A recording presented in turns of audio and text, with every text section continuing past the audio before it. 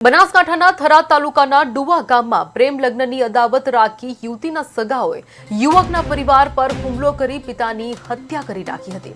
આ ઘટનામાં થરાદ પોલીસે 12 આરોપીઓમાંથી 6 ની ધરપકડ કરી લીધી છે।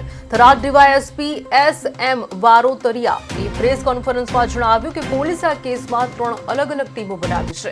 બાકીના 6 આરોપીઓને પકડવા માટે પોલીસે ચક્રો ગતિમાન કર્યા છે।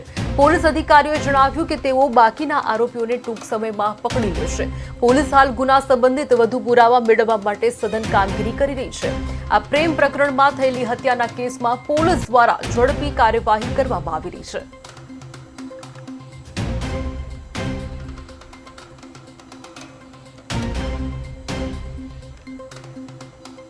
પોલીસ સ્ટેશનના ડુવા ગામ પાસે જે બનાવ બનેલો ખૂનનો બનાવ બનેલો તેમાં કુલ 12 આરોપીઓ હતા। 12 આરોપીમાંથી પોલીસે અત્યાર સુધીમાં કુલ 6 આરોપીની ધરપકડ કરી લીધેલ છે। જે 6 આરોપીમાં ગુગીબેન શાંતિભાઈ ચમનાભાઈ, સુરેશભાઈ શાંતિભાઈ, અશોકભાઈ શાંતિભાઈ અને જેમલભાઈ ચમનભાઈ, આ લોકોની આપણે ધરપકડ કરી લીધેલી છે અને અત્યારે એમની કાર્યવાહી જે પોલીસની તપાસની કાર્યવાહી છે એ ચાલુ છે।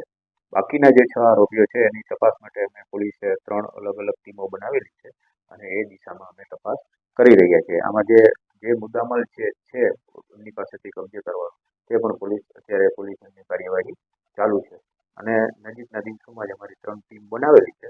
તો આ 3 ટીમ બાકીના જે 6 આરોપીઓ પકડાય।